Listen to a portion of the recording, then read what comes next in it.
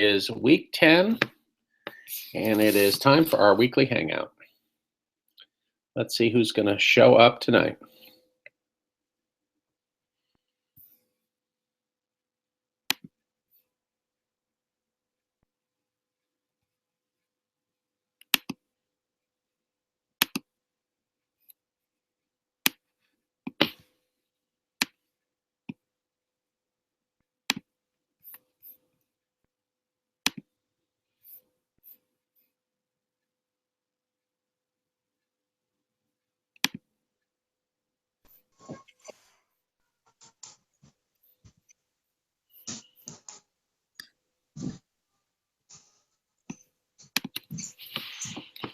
Hey, Amanda.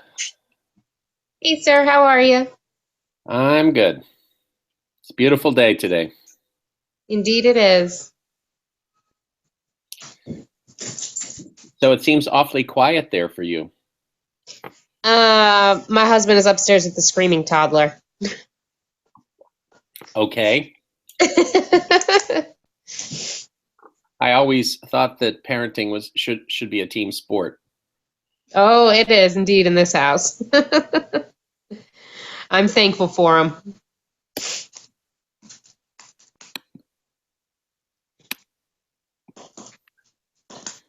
You guys did a good job on your homework, by the way. Thank you. I can't take much credit for that one. Amanda is amazing. I know I've said that to you before, but she carried me quite a bit on that project. Kristen helped out a lot too, but they explained quite a bit to me. Well, teamwork is a wonderful thing. Yes. When it works. Indeed it does. Well, I hope somebody else shows up. Yeah, no offense, sir, but it may be a little boring, just you and me. No, you always ask the most interesting questions. I don't know if they're interesting. I kind of feel like they're very basic. That's all right.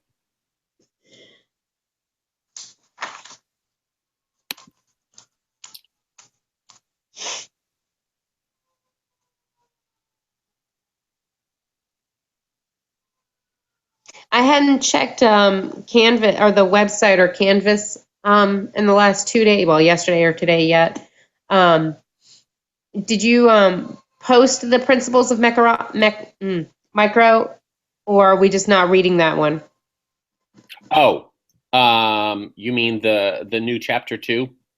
Or yes. The new chapter 9? No, I haven't. I'm sorry. And I did mean to send that to you. Let me make a note. It's okay. I just didn't know. Like, I know on the last midterm or last test or whatever, there's questions from the article that we had to read. Right. Yeah. And I didn't know if there would be questions from this article on the quiz. Well, no, because I haven't made it available to people, but I will send it to you because I think you might find it interesting. Okay. Well, thank you.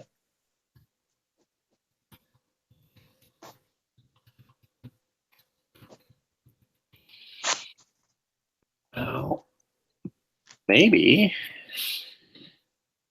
it's going to be a select group tonight.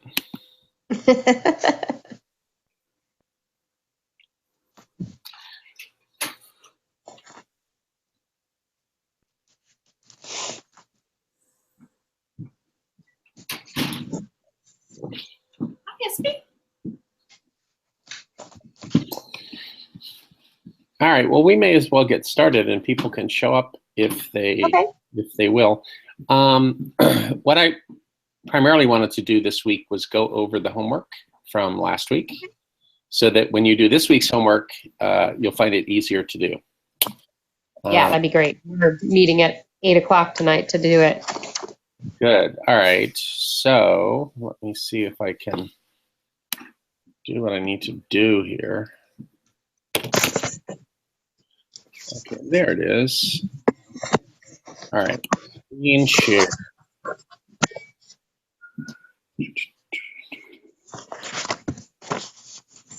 Okay. I don't know if you can see me or not, sir, but I have to do this on my tablet, so I can't see. No, that's absolutely no problem. can you see my screen? I can, yeah. Oh, no, your screen, no. Okay, then I forgot to click the right button. Oh, there it is. Google Hangout, Microsoft Word. Let's see if I do that. No, let's do this. And then this. All right, here we go. Share. All right, now this should look familiar to you. Yes, it does. Okay. Now let me see if I can get to my original.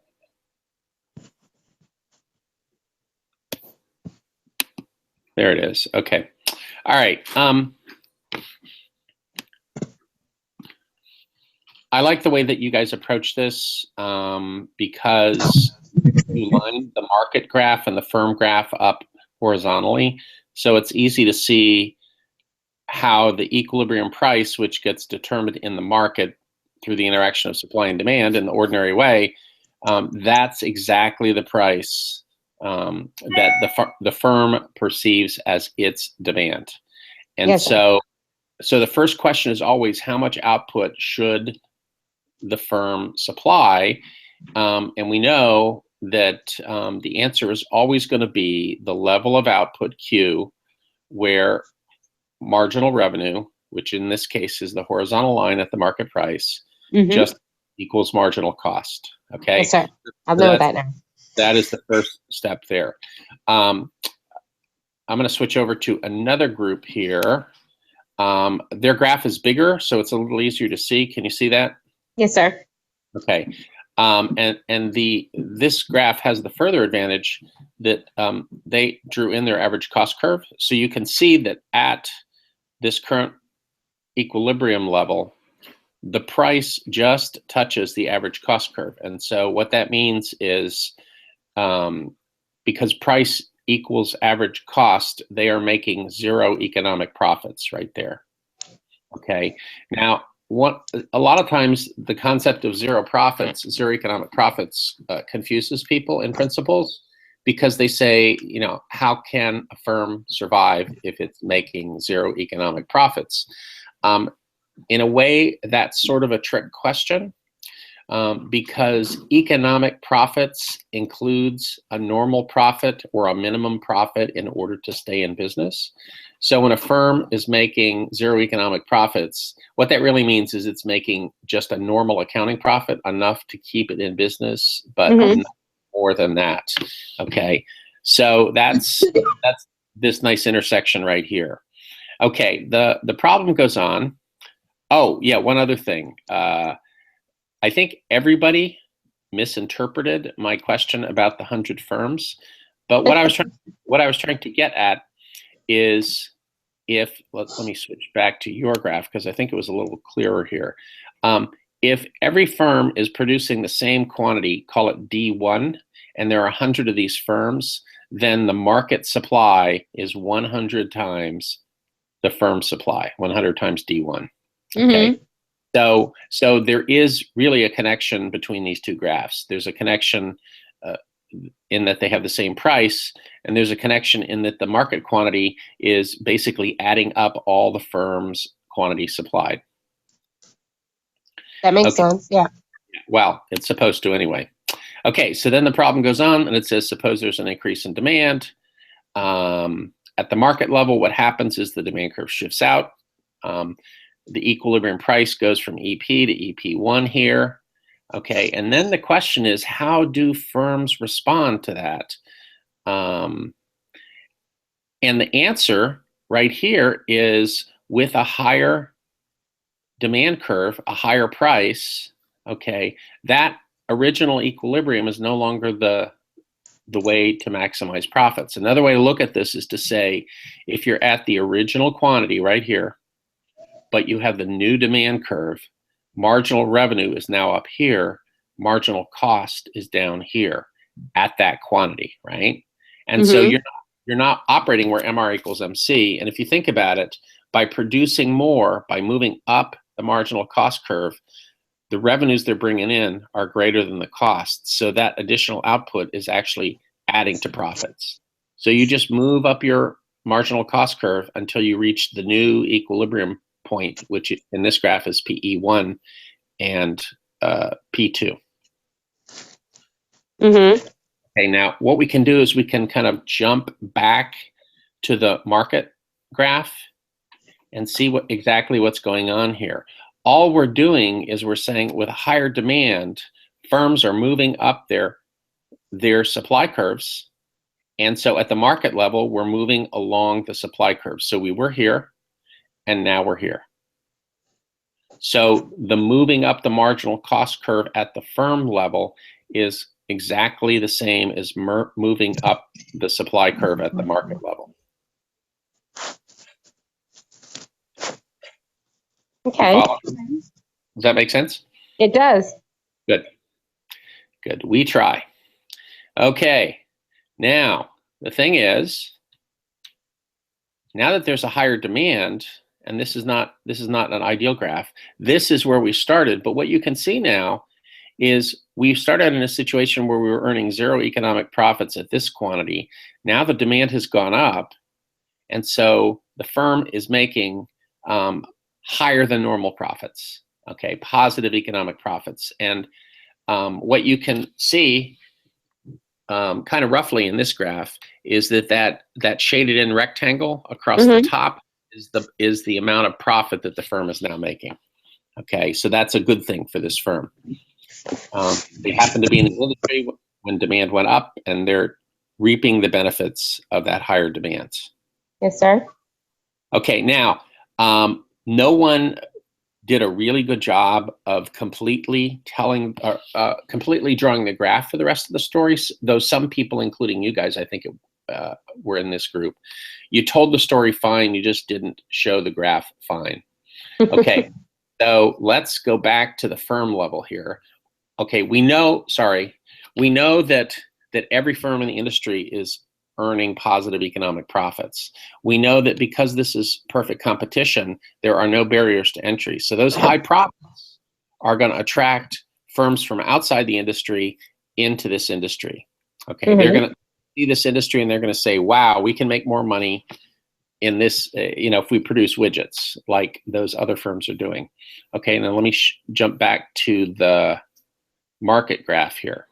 Okay, so when those new firms come in and start producing, what happens to the market supply? It's going to go up.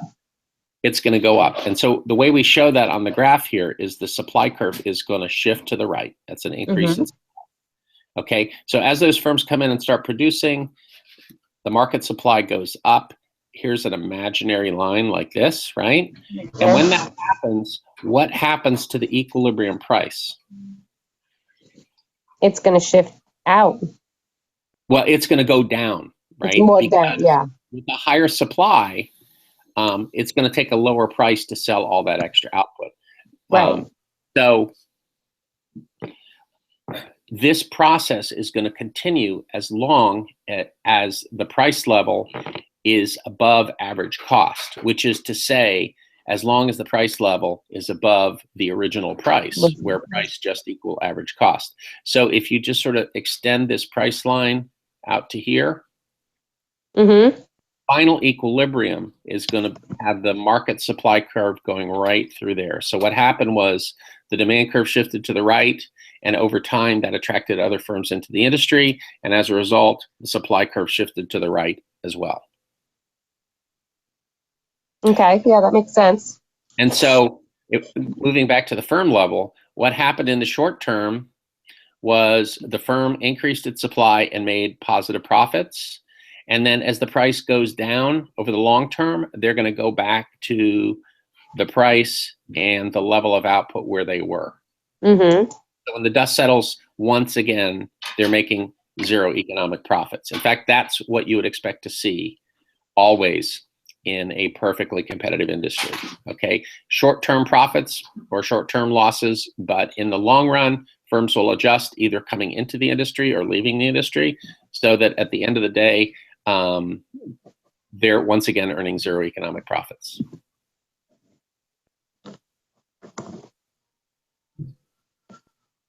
Make sense? Yes, sir. Okay. So with this week's assignment, you do Yes. basically the same thing, but instead of perfect competition, you're dealing with a monopoly. With a monopoly, the market is the firm, right? So there's really only one set of graphs that you have to work with. Right. Okay, so the trick there is to draw the initial graph right, and then everything else follows just like it did in this first homework problem. Okay. All right. All right. Okay, now I'm going to come back to me. So any questions? Making some notes. I don't think so at this point. I haven't started the new sections yet, the last 2 sections, so I don't really have any questions on that. And we're going to work on the Monopoly assignment tonight. So, right. And then the next one, for next week before the exam, you get to do this a third time with monopolistic competition, which is kind of halfway between monopoly and perfect competition. And I think by that time, you'll have all the things figured out, basically. Okay. I will say that Amanda, I haven't talked to Kristen about it yet, but Amanda and I were both still having a problem with the charts that you and I were talking about, where it gives you the quantity and the price and the total cost. We were still having a problem with those. So I may see if one of us can come and see you to get you to explain them to us before the quiz next week. Yep, absolutely. No problem. Okay. That is if Kristen can't explain it to us tonight. Right. Okay. Well, if you don't have any more questions, I guess we'll call it an evening. Okay. And, I will talk to you soon. Thank you. All right. Thank you, sir. Yeah. Bye-bye. Bye.